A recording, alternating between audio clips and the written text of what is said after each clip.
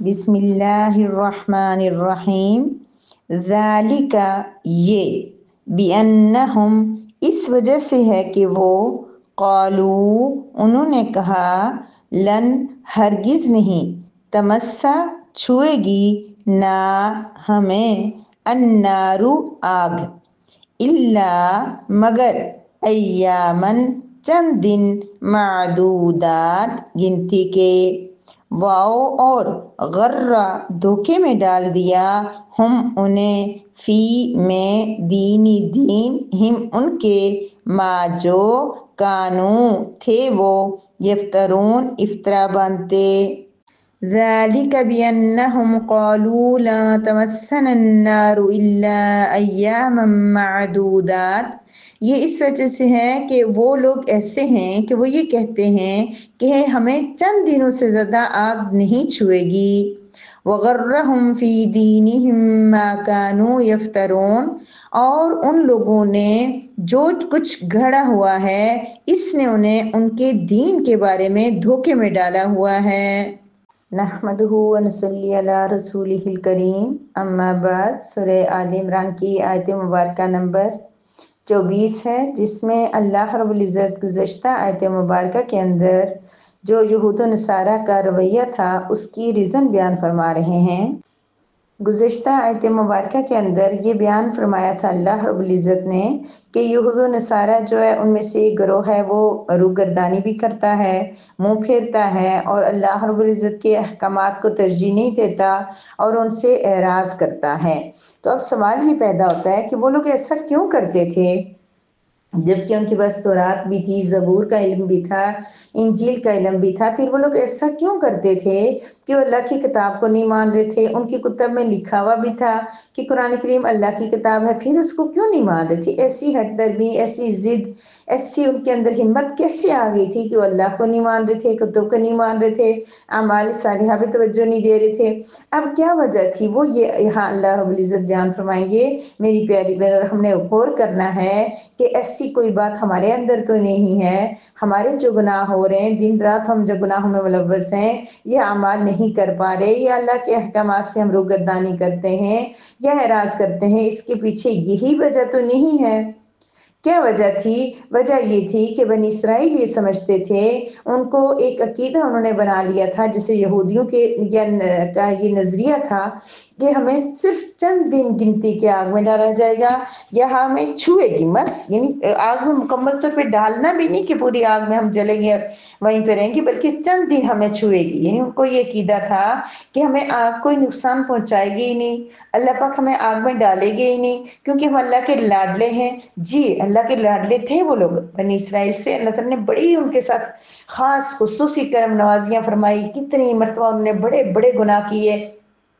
پھر جو ہی انہوں نے توبہ کی تو اللہ پاک نے ان کو معاف کر دیا۔ ہم نے سورہ بقرہ میں بہت ڈیٹیل سے پڑھا ہے اور آئندہ بھی پڑھتے رہیں گے، کیونکہ قرآن کریم کا ایک بڑا حصہ جو ہے بنی اسرائیل کے واقعات اور حالات پہ مشتمل ہے۔ تو اللہ پاک یہ سارا ہمیں سنا رہے ہیں کہ کہیں وہی کام، وہی چیزیں ہمارے اندر نہ آ جائیں۔ تو ان کا کیا تھا کہ وہ یہ سمجھتے تھے کہ اللہ کے اتنے انعامات جو ہمارے آباء و اجداد پہ ہوئے ہیں، یا اتنی زیادہ غلطیوں اور گناہوں پر بھی ہمارے آباء و اجداد کو جو معافی ملتی رہی، تو ہم سارے کیا ہیں؟ ہم بہت ہی لاڈلے ہیں، ہمیں اللہ پاک کچھ کہیں گے ہی نہیں۔ بعض کا یہ قیدا تھا کہ ہم 40 دن بچڑے کی عبادت کی، اس لیے 40 دن جو ہے وہ آگ میں ڈالا جائے گا، بعض کہتے تھے 7 دن ڈالا جائے گا، بعض کہتے تھے بس تھوڑا سا کچھ ٹائم ڈال دیا جائے گا۔ تو یہ ساری بات کیوں تھی؟ تھی تو ان کی اسی وجہ سے کہ ان کا عقیدہ تھا یہ، انہوں نے، ان کے بڑوں نے، ان کے ائمہ نے، علماء نے ان کے ذہن میں یہ ڈالا تھا کہ کوئی ضرورت نہیں عمل کی، تم لوگ بس جو ہے نا اللہ کے بہت لاڈلے ہو، تمہیں معاف کر دیا جائے گا۔ اسی طرح عیسائی تھے، وہ یہ کہتے تھے کہ نبی عیسیٰ علیہ السلام نے جو قربانی دی ہے، ان کو جو اللہ پاک نے پھانسی دی ہے اور ان کو جو ہے نا سولی لٹکایا گیا ہے، تو وہ ان کے گناہوں کا کفارہ ہو گیا ہے۔ ان کے جو آبا نے، ان کے جو محبوب پیغمبر تھے، انہوں نے اپنی جان دے کے اب ان کے گناہوں کا کفارہ کر لی ہے، ان کو کھلی چھوٹ دے دی ہے، وہ جو مرضی ظلم کریں، زیادتیاں کریں، دوسروں کے ساتھ نقصان پہنچائیں، اللہ انہیں کچھ نہیں کہے گا۔ یہ تو ان کا عقیدہ تھا۔ میری پیاری بہنوں، آج ہم کیا کر رہے ہیں؟ ہم لوگ ایک تو بعض اوقات ہماری امت میں یہ ہے کہ مجموعی طور پہ ہمارے یہ بن چکا ہے ذہن کہ حضرت محمد مصطفیٰ صلی اللہ علیہ وسلم کی امت ہیں، الحمدللہ ثم الحمدللہ، ہم آقائے دو جہاں کی امت ہیں اور ان کی امت کی بہت فضیلت ہے، بہت اعلیٰ افضل، نبی کریم صلی اللہ علیہ وسلم بھی افضل، آپ کی امت بھی افضل، ہماری امت کا قرآن بھی افضل، ہر چیز بہتر ہے، لیکن اعمال کے ساتھ اعمال پھر بھی ضروری ہیں۔ یہ ہو ہی نہیں سکتا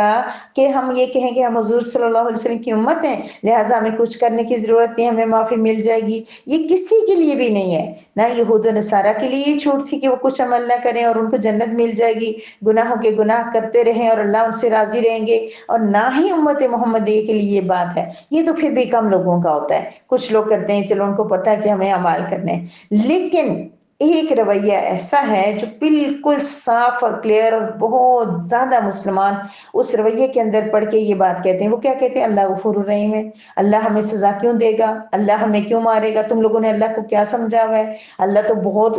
بالکل اللہ غفور الرحیم ہے، اس میں کوئی دو رائے ہے ہی نہیں۔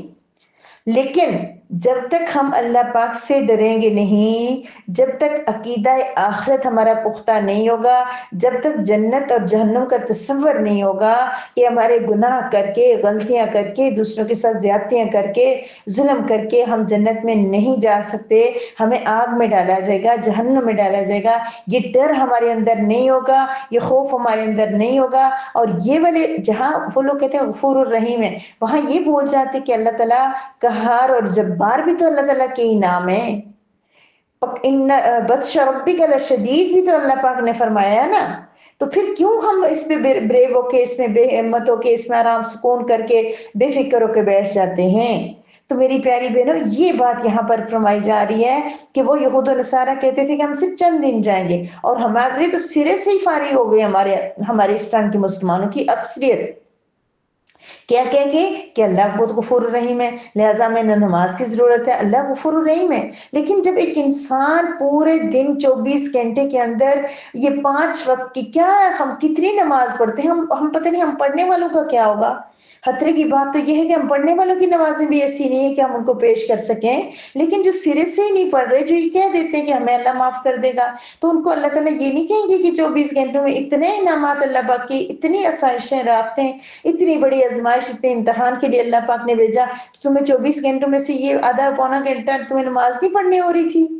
تم ایک مرتبہ تو جھک تو جاتے میرے سامنے آ کے۔ پھر یہ کہ دوسرے جن انسانوں پہ ہم ظلم کرتے ہوئے نہیں سوچتے، جب جن کی غیبت جھوٹ چگلی کرتے ہوئے ہم نہیں سوچتے، تو وہ بھی تو اسی اللہ کے بندے ہیں نا، جو اللہ غفور الرحیم ہے، اسی اللہ غفور الرحیم کے وہ دوسرے بندے بھی ہیں جن کے ساتھ ہم زیادتیاں کرتے ہیں۔ تو سو میری پیاری بہنوں، کہنے کا مقصد یہ الحمدللہ جو قرآن کریم کو پڑھنے، سننے والے اور پڑھنے والے ہیں، ان کو اتنا تو پتہ ہی ہے کہ ہمیں رب ہمارا بہت کریم بھی ہے، بہت رحیم بھی ہے، اللہ کو اپنے نبی بھی پسند تھے، اللہ اور اپنے نبی کی امت کو بھی اللہ نے بڑی چھوٹیں دی ہیں، بڑی رعایت دی ہے ان کو، لیکن پھر بھی اس کے اوپر تکیہ کر کے بیٹھ جانا بے وقوفی کے سوا کچھ بھی نہیں ہے۔ ہمیں بھی عمل کرنا ہوگا، عمل سے زندگی بنتی ہے، جنت بھی جہنم بھی، یہ حقی اپنی فطرت میں نہ نوری ہے نہ ناری، نہ ہم فرشتے ہیں اور نہ ہم جہنمی ہیں۔ جو عمل کریں گے فرشتوں والے، نیک عمل کریں گے تو جنت اور نور مل جائے گا، اور جو گناہوں والے اور جہنم والے اعمال کریں گے تو آگ والے میں جانے والے بن جائیں گے۔ سو ہم نے کرنا پڑے گا، عمل کرنا پڑے گا۔ صاف اس آیت میں اللہ پاک کہہ رہے ہیں کہ انہوں نے یہ کہہ دیا تھا وَغَرَّهُمْ فِي دِينِهِمْ مَا كَانُوا يَفْتَرُونَ، اس کا مطلب یہ ہے کہ ان لوگوں کو ان کے دین کے بارے میں جو چیزیں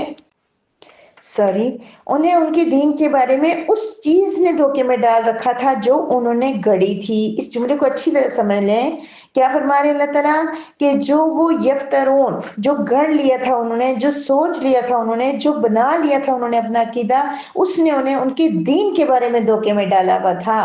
انہیں ان کو یہ لگ رہا تھا کہ ہمیں جو ہے نا، ہم لاڈلے ہیں، ہم شہید ہیں، اس لیے ہمیں، انہوں نے اپنا دینی مسلکی عقیدہ بنا لیا تھا کہ ہمیں کچھ نہیں اللہ کہیں گے، ہمیں کوئی سزا نہیں ملے گی۔ تو میری پیاری بہنوں، ہم میں سے جو لوگ یہ کہتے ہیں کہ اللہ بہت غفور الرحیم ہے، گناہوں پہ گناہیں کرتے چلے جاؤ، نہ نماز پڑھو، نہ روزہ رکھو، نہ حج، نہ زکوٰۃ، نہ عمرہ، نہ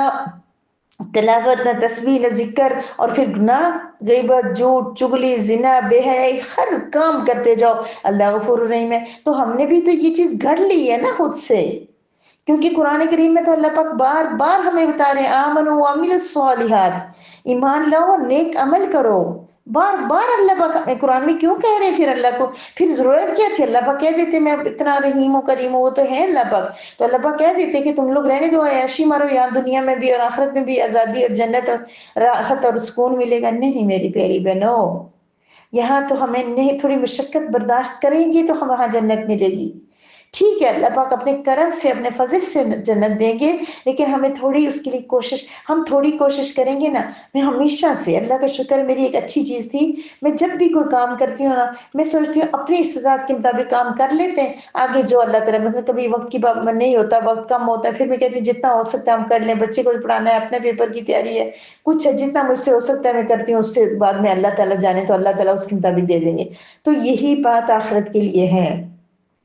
ہم سے جتنا ہو سکتا ہے ہم کریں، جتنا ہم کر سکتے ہیں اتنا تو کریں نا۔ آگے تو جنت تو رب کا کام ہے، اس نے دینی ہوئی تو دے دے گا اپنے فضل اور کرم سے، تھوڑے سے اعمال میں بھی دے دے گا، نہیں دینی ہوگی تو ناراض ہو کے تو اللہ تعالیٰ کی مرضی وہ نہ دے، لیکن ہم کوشش تو کریں جتنی۔ رمضان کا مہینہ ہے نا، ہمارا دل چاہتا ہے ہم بہت ساری نمازیں پڑھیں، دل چاہتا ہے تلاوت اتنی زیادہ کریں، تسبیحات صبح شام کی کریں، لیکن وقت ہے کہ ہاتھ سے پھسلتا چلا جا رہا ہے۔ سحری کھائی، ابھی تھوڑی دیر آرام کیا، اٹھے، دوپہر ہو گئی، شام کی افطاری بنائی، رات ہو گئی، ختم روزہ، ختم ایک دن ختم، رمضان کے مقدس مہینے کے 2 دن گزر گیا، ہمیں پتہ ہی چلا۔ تو لیکن کیا ہوگا کہ ہمیں جو وقت مل رہا ہے نا، اگر ہم وہ قرآن لے کے بیٹھ جاتے ہیں، جو وقت مل رہا ہے ہم کام کرتے ہوئے اللہ کا ذکر کر رہے ہیں، جو سوتے ہوئے ہماری آنکھ کھلتی ہے پھر جاگتے ہی ہم ذکر شروع کر دیتے ہیں، وہیں ہماری آنکھ لگ جاتی ہے، اٹھ کے بھی کام میں ہم کوشش کریں فالتو کس بے مقصد ایک کام، ایک منٹ ہمارا اس کام میں نہ ہو کہ ایسے کام میں جس کا کوئی مقصد نہیں ہے، جس کا کوئی ثواب نہیں ہے۔ باقی دنوں میں تو یہ نا کہ ہم لوگ جس کے گناہ نہیں ہے وہی چھوڑ دیں کافی ہے، رمضان میں کم از کم ایسا کر لیں کہ جس کام کا کوئی فائدہ نہیں ہے، جس کا ثواب نہیں ہے، جس کا اجر نہیں ہے، وہ بھی چھوڑ دیں۔ حالانکہ گناہ نہیں ہے لیکن اجر نہیں ہے، وہ بھی چھوڑ دیں۔ تو میری پیاری بہنوں، اللہ رب العزت ہمیں اس مہینے میں ضرور کوئی نہ کوئی اپنی، کیونکہ ہم اپنی استطاعت کے مطابق کریں گے، رب کریم اپنی شان کے مطابق ہمیں اجر دے گا، وہ ہمارے مطابق نہیں کرے گا کہ اس نے اتنے عمل کیے تو میں اتنا بدلہ دے دوں، وہ اپنی شان کے مطابق دے گا، وہ بڑا کریم ہے، کریم بھی ہے، یہ بھی سوچتے رہنا ہے، لیکن اعمال کے ساتھ، اخلاص کے ساتھ۔ اعمال بہت زیادہ ہوں لیکن اخلاص کم ہو گیا تب بھی گزارا نہیں ہے، اخلاص بہت زیادہ ہو لیکن عمل کچھ بھی نہیں ہے، بندہ کہ میں بہت مخلص ہوں، میں بہت خالص ہوں، میں بہت اچھا ہوں، نہیں، دونوں چیزیں ہوں گی، نیتیں صاف ہوں، ارادے پختہ ہوں، کوشش ہو، عزم ہو، جتنا ہو سکے اتنا بندہ کرے، تو باقی اللہ پاک انشاءاللہ غفور الرحیم ہیں، پھر اللہ پاک ہمیں معاف فرما دیں گے۔ لیکن ہم نے یہود و نصارہ کی طرح یہ نہیں کہنا کہ اللہ ہمیں کچھ بھی نہیں کہے گا، ہم نے غلطیاں کی تو سزا ملے گی، ہم نماز قضا کریں گے اگر ہم اس کو توبہ قضا کو پڑھیں گے نہیں، اس کو قضا پڑھ کے توبہ نہیں کریں گے ساتھ، تو ہمیں اس کی سزا بھگتنی پڑے گی۔ ہم نے روزہ، ہمارے اوپر گزرا مہینہ ہم نے روزہ نہیں رکھا، ہم نے اس کی قضا بھی نہیں کی، اور ہم نے اپنے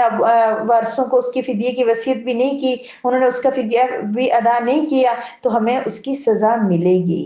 ہم نے کسی کی غیبت کر لی، کسی کی چغلی کی، کسی کو تکلیف دی، کسی کو مارا، کسی کو ڈانٹا، ہم نے اس سے معافی نہیں مانگی تو ہمیں سزا ملے گی۔ یہ عقیدہ ہمارا ہونا چاہیے، ضروری ہے، تبھی ہم نیک بنیں گے، تبھی ہم رب کو راضی کر سکیں، وہ خوبصورت جنت جہاں نہ روزہ، نہ نماز، نہ زکوٰۃ، نہ حج، نہ عمرہ، کوئی عبادت نہیں، کچھ بھی نہیں ہے وہاں پہ، وہاں پر رب کریم ہمیں آرام ہی آرام دیں گے، وہاں پھر ہم چاہیں گے تو رب کریم کی تسبیح بیان کریں گے خود لذت حاصل کرنے کے لیے۔ بعض لوگ کہتے ہیں جی، آپ لوگ کہتے ہیں کہ تراویح فرض نہیں ہے، واجب ہے، ضروری قرار دیتے ہو، جبکہ یہ فرض نہیں ہے، واجب نہیں ہے، لیکن مجھے نہیں پتا، لیکن تراویح پڑھنے کی جو لذت ہے نا، جو سکون ہے، وہ اس کے بھی تو کوئی جواب نہیں ہے نا، وہ بھی تو بہت بڑی چیز ہے۔ اسی طرح سے جب جنت میں اللہ پاک کہہ دیں گے کہ اب سب کچھ تم سے معاف ہو گیا، پھر کچھ لوگ کہیں گے رب کریم ہم نے پڑھنا ہے قرآن،